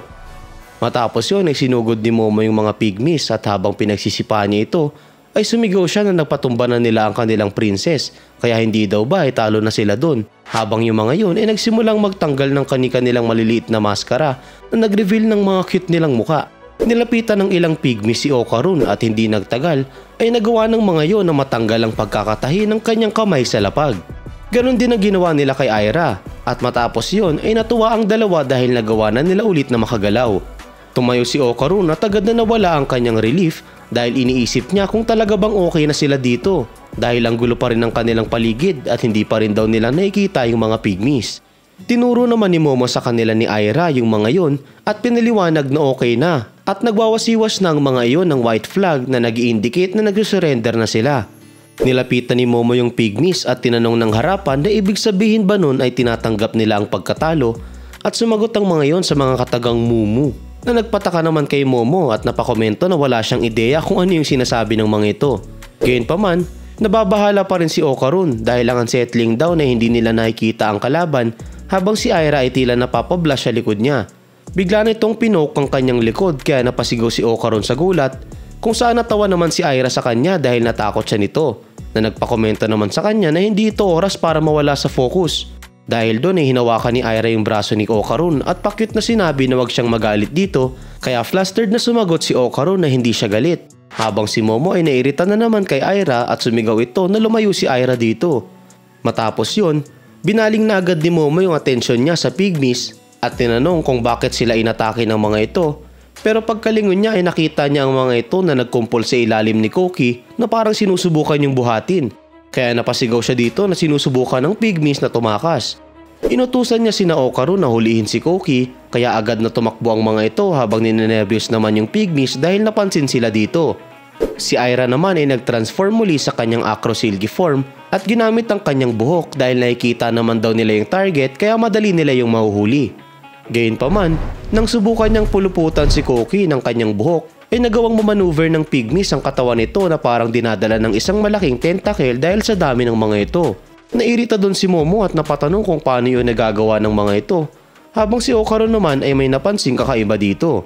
Pinaliwanag niya kay Momo na kung yung pagkontrol ng pygmies ang power ng babaeng yun ay hindi daw ba weird yung nangyayari dahil wala na daw malay yung babae pero kumikilos pa rin ang mga yon na nagpakuha ng atensyon ni Momo. Sa kabilang banda, napasigaw si Aira at nagsimula itong tumawa ng malakas dahil lumalabas na ginapang siya ng ilang pygmies at sinimulan siya nitong kilitiin. Sa kabutihang palad ay agad siyang napansin ni Momo kaya gamit ang power nito ay inalis nito ang pygmies sa kanyang katawan habang sumisigaw na umalis ang mga ito sa kanilang dinaraanan. Nabiktima din si Okaru ng pangingiliti ng mga ito kaya nagsimula din itong tumawa ng malakas na nagpaalala naman kay Momo. Habang inaalis niya ang pygmies sa katawan ng kanyang mga kaibigan ay napakomento siya na no doubt na sinusubukan ng mga ito na tumakas kasama si Koki gamit ang sarili nilang will. Napansin niya na nagkumpol ang ilang pygmies sa may pintuan ng silid kaya agad niyang dinakma ang mga ito gamit ang kanyang powers pero hindi niya inaasahan na igagapag ng mga ito si Koki sa pipelines na nasa pader habang nakasabit. Habang nangyari yun ay dumako tayo sa labas ng empty space at naghihintay dito sina Gigi, Sakata at Vamola kila Momo. Napatanong si Gigi kung ano yung gagawin nila doon dahil patapos na yung break time nila. Kaya sumagot si Sakata na sandali lang at gumagana daw yung utak niya ng sobrang bilis ngayon. Pinaliwanag niya na si Okaru at yung iba ay marahil na trap sa loob ng empty space kaya napatanong si Gigi kung meron bang maximum number of people na pwedeng makapasok doon dahil hindi sila makapasok doon nila Vamola. Bigla namang naalala ni Gigi na hindi daw ba ay kapag nagtatransform si Vamola sa kanyang kaiju form ay nagiging empty space ang mundo. Kung kaya't ibig sabihin daw kaya nun ay may abilidad ang kanyang suit na ipalabas ang empty space. Ipinalabas naman ni Vamola ang kanyang suit at sumang-ayon siya dito at pinaliwanag na kahit hindi niya alam ang lahat ng functions nito ay naalala niya na sinet niya ang mode na yon sa heart-pounding hidden mode. Nang i-activate ni Vamola ang mode na yon, ay agad silang napunta sa loob ng empty space at nakita nila dito na dinadala ng mga pygmies yung katawan ni Koki sa may kisame na nagpabigay sa mukha nila ng nawiwindang na ekspresyon. Bigla namang bumukas yung pintuan ng silid kung nasaan sila Momo at lumipad pa palabas dito ang mga iyon, kaya natulak si Gigi papunta sa pader at nasiko nito yung mukha ni Sakata na nasa kanyang tabi. Pagbagsak nila sa lapag ay nagsimulang tumawa ng malakas sila Aira at Okarun, habang si Gigi ay napapasigaw na ang sexy ni Aira dahil nakita niya itong nakasuot lang ng underwear. Habang si Sakata ay naghihingalong sinabihan si Gigi na papatayin niya itong handsome devil na ito. At si Momo naman ay nagulat dahil nandito silang lahat. Napatanong si Gigi kung ano yung nangyayari at bakit daw nakahubad at tumatawa sila Okarun at Aira, kaya sumigaw si Momo na wag niya muna iyong isipin. At habulin na nila yung katawan ni Koki dahil mawawala na daw sa sight nila yung babaeng yun. Dahil dito ay naghandang tumakbo si Gigi habang pinapasakay niya si Momo sa kanyang kamay. Si Famula naman ay nagsimula na ding tumakbo habang si Sakata ay napapakomento na mukhang ginalit siya ni Gigi. Hinabol na ng 4 si Koki habang si Sakata ay napapasigaw na hinahayaan niya ang kanyang inner demons na ipalabas na ang kanyang powers, kaya mag-tremble daw ang mga ito at hintayin siya. Matapos namang kilitiin ng pygmy si Okarun ay naghihingalo siyang sumigaw na hintayin siya ni Momo, habang si Aira ay tinatanong kung okay lang ba siya. Habang tumatakbo ay nagkomento si Gigi na ang bilis kumilos ng mga yon at kung lumiko man daw yon sa isang corner ay maiiwan na sila nun. Kaya sumagot si Momo na kumapit lang siya habang tinatawag siyang Mr. Athlete at kung hindi niya daw magagawang mahabol yun ay wala nang makakahabol sa kanila. Naglabas naman si Sakata ng nanoskin at sumigaw na hayaan na nila yung sitwasyon sa kanya kasama daw ang fragment ng The Great Quinta na hawak niya. Pinatransform niya yung dala niyang nanoskin bilang isang hoverboard at mabilis siyang lumipad gamit ito. Namangha si Gigi sa kanya habang si Momo ay napapasigaw na hulihin na niya yung mga yun habang tinatawag siyang Erosuke. Habang umahabol naman siya ay sumigaw si Sakata na tanggapin na ng mga babae ang kanilang pagmamahal sa kanya. Nagsimulang bumaba yung pygmy sa hagdan, pero gamit ang hoverboard niya ay nagawa niya pa ring makahabol sa mga yon habang sinasabi na manood sila kung paano siya gumalaw. Mamangha daw sila sa kanyang majestic form, ika niya, habang patuloy ang paghabol sa katawan ni Koki. At tinagdag niya na sabihin daw ng mga ito kung gaano ka-fine ang kanyang itsura at sabihin daw ng mga ito na talagang ina-adore siya nila. Lumalabas na iniisip niya sila Famula, Momo at Aira habang sinasabi niya ang mga ito at sumigaw pa siya na sabihin ng mga yun sa kanya na mahal siya nila. Sa kasamaang palad, biglang may humampas sa mukha ni Sakata habang lumilipad siya na nagpalaglag sa kanyang hoverboard. Pagkarating naman nila Gigi sa eksena ay nagtaka ito kung sino yung pumigil doon. Lumalabas na yung may kagagawan nun ay yung school nurse nila at nagawa din itong makapasok sa loob ng empty space. Tinanong sila nito kung nang bubuli ba sila at mukhang sinumbong sila ni Koki dito kaya naisip nito na ganun ang ginawa nila. Ipagpapatuloy natin ang kwento sa chapter 174 na pinamagatang Queen Sensei's Infirmary. Dito, seryosong tinitigan ng nurse sila Gigi at si Momo naman ay napasigaw sa gulat na nandito si Queen Sensei nila at napatanong kung bakit ito nasa loob ng empty space. Napasigaw din siya na wag dito sabihin sa kanila na iyon yung kalaban nila. Habang si Koki ay sinusumbong sila dito na sila daw yung nanakit sa kanya nang walang rason at out of the blue. Dahil dito ay nagtaka si Gigi at nairita si Momo sa kanya. Sinubukang kausapin ni Gigi si Queen Sensei at sinabi na sandali lang. Pero hindi siya nun pinansin at sumagot na unforgivable ang ginawa nila dito at kung sino man daw ang gumawa sa kanila nun ay umamin na. Seryosong sinabi ni Queen Sensei na meron siyang zero tolerance sa mga duwag na nambubuli ng iba. Sumagot naman si Gigi na si Koki ang naunang nanakit sa kanila kung saan tinawag siya ni Koki na sinungaling at hindi niya nga daw sila kilala eh. Dahil doon ay tinanong si Gigi ni Queen Sensei na sinasabi niya ba ay inatake ng babaeng ito ang isang malaki at malakas na lalaki na kagaya niya. Kaya sinabi ni Gigi na hindi siya yung inatake nun, habang si Momo ay sinusubukang kunin ang atensyon ng nurse na ito. Nang magpapaliwanag pa lang si Gigi ay sinabi ni Queen Sensei na nonsense ang pinagsasabi niya kung saan gumatong doon si Koki at tinawag siyang sinungaling at bastos, kaya nabigla doon si Gigi at nagkomento na sandali lang. Pinoint naman ni Queen Sensei na ginajudge niya ang isang tao base sa kung nagme-make sense ba ang sinasabi nito o hindi, kaya nabahala doon si Gigi. Nagsimula siyang nervyusin at nagtanong kung ano yung gagawin niya doon at tulungan daw siya dito ni Momo dahil hindi siya magaling sa isang argument, kaya pinakalma siya ni Momo. Isa naman daw siyang mabuting tao kaya hindi niya kinakailangang pekein yun. Kahit ano daw ang maisip niya dito ay maging direct lang siya at makipag-communicate, ika ni Momo. Habang si Vamola ay nagkokomento on the side na hindi sinaktan ni Gigi yung creepy na babae at sinasabi daw noon na si Momo yung inatake ng babaeng yun. Gayunpaman, tinanong lang sila ni Queen Sensei kung isa bang get-up joke ang ginagawa nila doon. At kung gayon daw ay nasaan yung inatake ng creepy na babae. Kaya sinubukan ni Momo na kunin yung atensyon ng nurse na ito at sumigaw na nandito siya. Naiirita nitong sinabi kung hindi ba siya nito nakikita. At kung nandito lang daw si Aira ay sasabihin na nun yung lahat ng nangyari kung paano talaga yun nangyari. Bigla namang seryosong sinabi ni Gigi na ang isang babaeng mahalaga sa kanya ay nasaktan. Kaya napalingon si Momo sa kanya. Dagdag niya na hindi siya nagsisinungaling at hindi niya daw mapapatawad ang nanakit dito. Iyon daw yung dahilan kung bakit niya gustong kausapin si Koki. At tinanong niya yon kung bakit naman ang magagawa ang ganong klaseng bagay.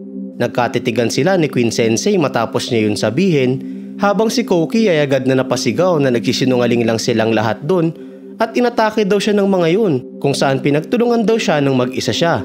Parusahan na daw nito ni Queen Sensei ang mga yun ngayon din at paaminin nito ang mga yun na natalo na sila para hindi na sila makakagawa pa ng mali. Nilapitan naman ni Queen Sensei itong si Koki at hinagod nito ang kanyang buhok papunta sa kanyang tenga habang sinasabi na ipakita nito ang kanyang mga sugat.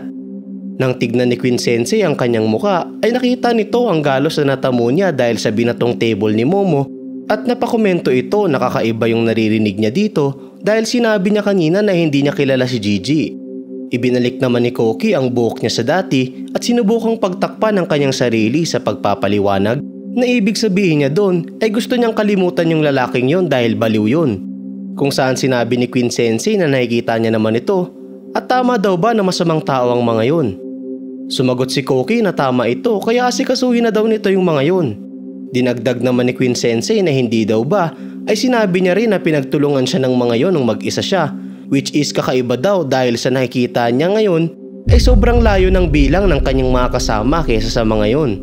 Nagulat si Momo dito at napasigaw na nakikita ni Queen Sensei yung mga pygmies habang si Koki ay nagulat din in a bad way. Pinaliwanag ni Queen Sensei na araw-araw ay nakikinig siya sa mga estudyante tungkol sa kanilang insecurities at anxieties at among daw sa mga yon ay may iilan na kinokonsult siya tungkol sa mga matters of spiritualism. Idinagdag niya na dahil pinapakinggan niya ng buong puso ang anumang concern ng mga estudyante at sa pagsama niya sa mga exorcism at bad places kasama ang mga estudyanteng umihingi ng payo, sa kalaunan ay nagkaroon siya ng kakayahang makakita ng mga spirit. Namangha si Gigi kay Queen Sensei dahil dito, habang si Momo ay na-realize na yun pala yung dahilan kung bakit nakapasok din ito sa empty space. Sinabi ni Queen Sensei kay Koki na hindi niya naman ito tatawaging masamang tao dahil lang meron itong kasamang sandamakmak na pygmies. Kahit sino pa daw ito ay lagi niyang pinapakinggan ang mga pinanggagalingan nito. At dagdag pa daw doon ay hindi siya nagme-make sense. Subukan niya na lang daw na maging tapat at hindi siya dito magagalit. Kung meron mang nakakapagpabagabag sa kanya ay nandito daw ito para makinig sa lahat ng kanyang sasabihin. Napayuko si Koki dahil doon at habang pinagmamasdan siya ng pygmies na kasama niya ay nagsimula siyang umiyak. Nag-stutter pa siya nung una pero naiiyak niyang inamin na siya ang unang umatake kay Momo. Di nagtagal ay humagulgol na ito at nagsorry na sa kanila kung saan tinitigan lang siya ni Queen Sensei.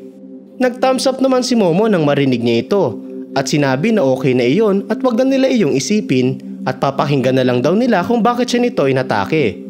Nagsimula namang bumelo si Queen Sensei dito at sa hindi nila inaasahang lahat ay sinampal nito ng malakas si Koki habang tinatawag itong little she. Sorry, bawal ako magmura. Kaya nawindang sila Momo sa kanilang nakita. Inawat nila si Queen Sensei na tumigil at sinabi daw nito na hindi siya magagalit. Pero nagpumiglas lang ito at sumigaw na bitiwan siya nila. Ang pinakakinamumuhian niya daw sa lahat ay ang mga scoundrels na nagpapanggap na mahihina. Sa sumunod na eksena, pumasok na sila sa office ni Queen Sensei at dito ay nagtali si Koki ng kanyang buhok at umupo sa isang couch katabi ang mga kasama niyang pygmies. Habang kaharap ang ating mga katropahan at si Queen Sensei, pinaliwanag niya na nag-post siya ng mga pictures ng kanyang sarili na naka-underwear sa isang secret social media account. Pero meron daw certain teacher na nalaman yun at sinabi nun sa kanya na kapag hindi niya gustong malaman yun ng iba, ay kinakailangan niyang saksakin si Momo nang ipinakita niya ditong maliit na kutsilyo. Nabigla dun sila Momo nang marinig yun habang si Queen Sensei ay tinanong kung sino yung siraulong teacher na nag-utos nun. Kaya sumagot si Koki na sa katunayan ay hindi niya yon maalala. Ang alam niya lang daw ay kinita niya yon kahapon at ngayon, pero wala siyang naaalala sa kung sino ba yung teacher na yon. Paano naman daw yun posible, tanong ni Aira, at baka pinagtatakpan niya lang daw yun. Kaya kumontra siya na hindi at gusto niya na nga daw makawala sa taong yon ngayon din. Nagkomento si Momo na may narinig na siyang katulad nito kamakailan lang na nagpakuha ng atensyon nila Okarun. Pinaliwanag niya na ito yung panahong pinaproblema pa nila yung curse trunk kung saan apparently merong tumulong kay Zuma na kunin yung golden ball ni Okarun, pero sinabi ni Zuma sa kanya na hindi niya maalala ang tungkol sa kahit ano sa tumulong sa kanya, mapaitsura o pangalan. Dahil doon napakomento si Okarun na posibleng iisang tao ang sangkot sa naunang kaso at sa kasalukuyang pangyayari. Habang ini-examine naman yung blade ay napatanong si Aira kung sinasabi daw ba ni Koki na inutusan siya ng taong yun na patayin si Momo, kaya pinoint ni Koki na hindi para patayin, kundi sinabi nun na nakawin niya ang power ni Momo. Nagulat naman sila Okarun nang marinig ang impormasyon na yun. Ipagpapatuloy natin ang kwento sa chapter 175 na pinamagatang So Who's the True Perp? Dito, nahirapang maniwala ang ating mga katropahan sa nalaman nila at napatanong si Okarun kung paranormal power ba ang tinutukoy ni Koki, habang si Aira ay napapatanong kung posible ba yun, kung saan sumagot si Koki na ayun yung sinabi sa kanya. Sinabi daw ng nag-utos sa kanya na kapag sinaksak niya si Momo gamit yung kutsilyo na yun, ay magagawa niyang manakaw yung powers nito. Gayunpaman, hindi niya pwedeng basta-basta na lang saksakin si Momo dahil in order daw para manakaw yung power niya ay merong conditions.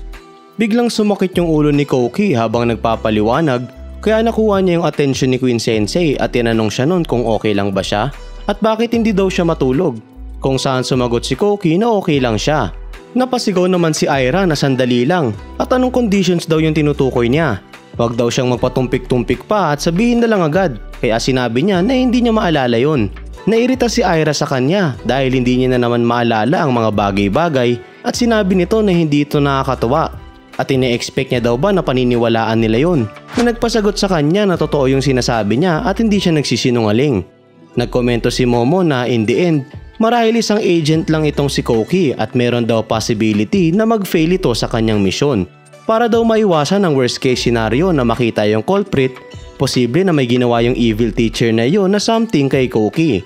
Tinanong niya naman dito yung tungkol sa power niya na magamit yung Little Pygmies at matagal niya na daw ba yung nagagawa. Sumagot si Koki na hindi at isa daw yung power na pilit na ibinigay ng teacher sa kanya.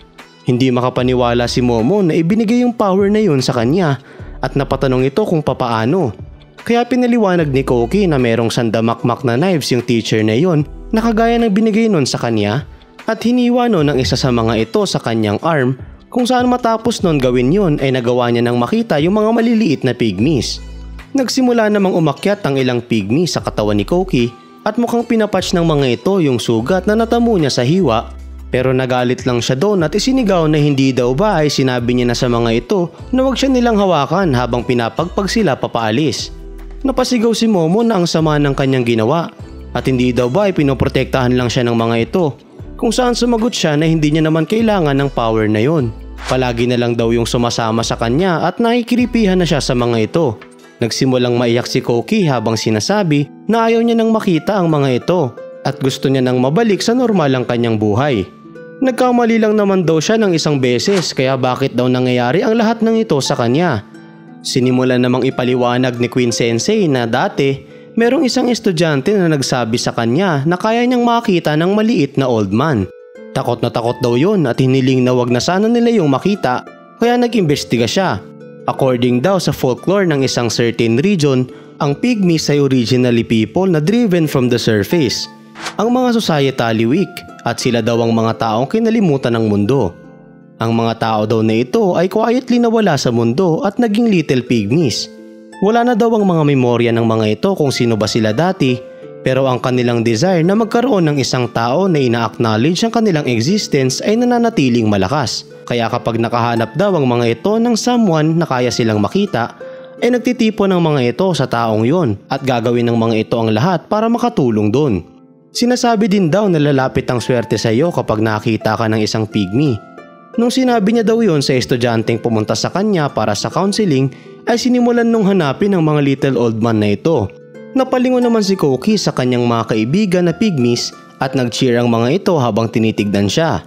Inalala niya yung mga panahong natutulak-tulak lang siya sa hallway at tila invisible sa loob ng classroom, at maski yung mga salitang naririnig niya sa kanilang bahay habang tinitignan ng mga ito. Gumawa yung pygmies dito ng isang mensahe sa kanya at tinahin ng mga ito ang mga katagang "Hang in there, Koki" na nagsisimbolo na nandito ang mga yon para sa kanya. Kaya nagsimulang umiyak si Koki dahil naramdaman niya na tinataboy niya yung mga nilalang na tumutulong sa kanya. Nagkomento naman si Momo na sandali lang at pinaliwanag na kung gayon, ibig sabihin nun ay hindi siya yung nag-create sa mga pygmies. Tama daw ba na nag-exist na ang mga ito since olden times, kung saan sumang-ayon si Koki at ayun daw yung sinasabi ng mga ito sa kanya. Nagulat naman si Momo at napatanong kung ibig sabihin ba nun ay naiintindihan niya ang mga pygmies, kung saan sumagot siya ng onti lang, nalalang hindi nakapagpaniwala kay Momo. Tinanong nito kung meron ba sa mga iyon ang may alam kung papaano pabalikin sa normal ang isang someone na pinaliit. Pumikit si Koki at pinakinggan yung mga pygmies, pero sa kasamaang palad ay wala daw sa mga iyon ang nakakaalam nun. Dahil dito ay nanlumo si Momo, habang si Okarun ay sinabi na kinakailangan na lang nilang maghanap ng iba pang paraan. Dinagdag naman ni Aira na curious din siya tungkol sa owner ng kutsilyo na ito, dahil hindi lang daw kaya nung magnakaw ng abilities ng isang person, kundi kaya din nung ibigay yun sa ibang tao. At hindi lang daw galing kay Momo, kundi kaya din nung kunin ang powers niya at ni Gigi. Maaari daw makuha ang mga yon sa kanila, kagaya na lang ng nangyari sa mga aliens nung nakaraan. Dagdag pa daw dito ay ngayon, ibang humans naman daw ang may kagagawan nun na may powers. Napatanong naman si Gigi kay Koki kung may kilala ba siyang ibang tao na binigyan ng power na kagaya niya, kung saan kumontra si Aira na wala na yung point at hindi daw nun yun alam. Tumayo na itong si Aira at sinabi na magsama-sama lang sila as much as possible at wag daw nilang bigyan ng kahit anong openings ang kanilang kalaban na pwedeng exploitin ng mga yon, kung saan makulit na sumang-ayon si Gigi. Ano naman daw ang gagawin nila dito kay Koki, dagdag ni Aira, at sumagot si Momo na idibabantayan nila yon for now. Malaki daw ang chance na kontakin yon ng kanilang kalaban at iyon daw yung oras na lilitaw sila at uhulihin yon sa akto. At dagdag ni Aira na pipilitin nila yun na burahin ang embarrassing underwear photos ni Koki, kaya nagpasalamat yun sa kanya. Matapos yun ay tinanong ni Aira kung ano yung pangalan nito ni Koki, at sumagot ito na Koki Yukishiro na nagpakuha ng atensyon ni Aira. Pinaliwanag ni Aira na sa isang junior piano competition, si Koki daw yung pinakabata sa buong kasaysayan na nakamit ang top prize. Nagulat dito si Koki at napatanong kung paano niya iyon alam. Kaya pinulit ni Aira na bakit niya yun hindi malalaman. After all, siya daw yung natalo nun. Maliban na lang daw nung nag-practice ito ng todo na halos ikamatay niya na nagawa niya na itong matalo. Meron daw faith itong si Aira sa sarili niyang talento at nagsumikap din daw siya. Sa una daw ay maaari kang manalo dahil sa swerte, pero sa uli, naiintindihan niya na hindi mo magagawang magpatuloy na umakyat sa entablado kung wala kang talento. Inalala ni Koki ang mga panahong natalo siya sa isang piano competition at nang titigan niyang maigi ang mukha ni Aira ay naalala nito yung smug look na binigay nun sa kanya ng mga panahon na yun, kaya napasigaw siya na siya pala si Aira Shiratori. Napatanong din siya kung nagpapiano pa rin ba itong si Aira, kung saan sumagot si Aira na nag-quit na siya doon at ang sakit daw nun sa batok, kaya nagulat dun si Koki. Pinaliwanag nito na nag-quit ito dahil sa kanya, kaya bakit daw siya titigil sa pagpapiano? Kung saan sumigaw si Aira na tigilan niya ang pagiging ridiculous at isa lang daw siyang chicken-hearted person. Dapat nga daw ay grateful itong si Koki na nagbabayad yung mga magulang nito para sa kanya para makatugtog ng piano. Kaya sumagot si Koki na sino siya para magsalita, ikakasabi lang nito na sakit sa batok lang ang pagtugtog.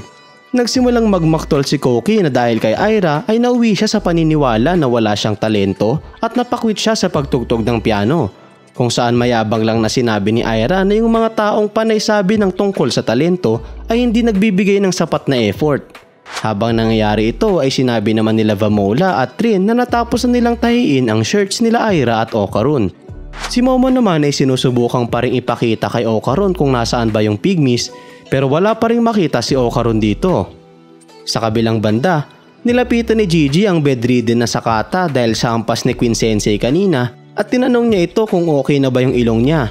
Kung saan sumagot si Sakata na kinamumuhian niya ang mga lalaki at gusto niya daw na babae lang ang mag-aalala sa kanya. Nang tanungin naman siya ni Queen Sensei kung okay lang ba siya at sorry daw, ay namula ang kanyang pisngi sa kilig at napasigaw na okay siya. Ipagpapatuloy natin ang kwento sa chapter 176 na pinamagatang Scattering the Bait. Dito, matapos ang pag-uusap nila ay pinag-ayos nila si Koki ng kanyang damit na nagpa-cute naman sa kanyang itsura. Ninenervyos na nagkomento si Koki na nakakahiya naman ito. Kaya sinabi sa kanya ni Momo ang phrase na "C'est la vie" na may ibig sabihin na such is life. At namuti daw kasi yung uniform niya dahil sa fire extinguisher kaya kailangan niya yun isuot. Napakomento naman si Aira na naging cute nga yung itsura niya. Kaso walang nagbago sa kanyang depressing face na nagpairita sa kanya dito at nagpasigaw na manahimik siya. Habang si Sakata ay nakapormang nakda-thumbs up lang sa kanilang gitna. Pinoint nito ni Sakata na siya ang gumawa ng hair ornament niya gamit ang nanoskin na hiniram niya sa bahay nila Momo. Sa unang tingin daw ay isa lang itong hair ornament pero sa katunayan ay isa itong surveillance camera. At ipinakita sa atin dito kung ano ang nakikita ng camera na ito. Nagagawa nitong madetect maski ang kanilang pangalan kaya pinuri ni Momo itong si Sakata. Kinuha naman ni Momo yung misteryosong blade at sinabi na siguradong makikipag-usap muli dito kay Koki yung nagbigay sa kanya nun. At gamit ang hidden camera daw na iyon ay magagawa nilang madiscover ang kanyang identity. Itong si Gigi naman ay sinabi kay Sakata na mukhang okay na yung mukha niya sa kabila ng pagkakahampas ni Queen Sensei doon. Kaya sumagot si Sakata na inakala niya na completely caved in na ito. Pero mysteriously all better na daw. Dahil lang daw sa isang haplos galing kay Queen Sensei ay naglaho na lahat ng sakit niya. Kaya napakomento si Gigi na mukhang may some kind of power din yung nurse na yon. Matapos ito, pinoint na ni Momo ang kanilang goal. At sa ngayon daw ay wala mo nang makikipag-usap kay Koki hanggang sa kagatin ng prey ang kanilang pain. Kung saan sumagot sina Gigi at Sakata na nauunawaan nila yun. Napansin naman ni Momo na parang may iniisip si Okarun dito. Kaya tinanong niya ito kung ano yung problema dahil mukhang down siya. Kung saan sumagot si Okarun na nahanap nga nila yung tiny old man. Pero hindi daw nila nahanap ang paraan para maibalik si Momo sa normal. Napatitig silang dalawa sa nag-uusap-usap nilang mga kaibigan habang naglalakad at bigla na lang nagsorry si Okarun dahil wala daw siyang masyadong silbi sa mga nangyari. Kaya sinabi nito na kinakailangan niyang maging better. Paano niya naman daw yun nasabi? Tanong ni Momo. Ang galing nga daw ng kanyang ginawa nung nakaraan. Kaya pinoint ni Okarun na parang ang labo naman nun dahil sa uli. Umasa lang daw siya kay Momo nung dapat siya yung nagpoprotekta dito na nagpakilig naman kay Momo at napakomento na lang na as if naman talaga. Dahil sa pag-uusap nila, sinuggest ni Momo na kung gusto niya ay mag-training si Okarun sa ilalim ni Seiko. Sa sumunod na eksena, dumako tayo sa isang kainan at dito ay maraming in-order si Seiko para sa dalawang individual.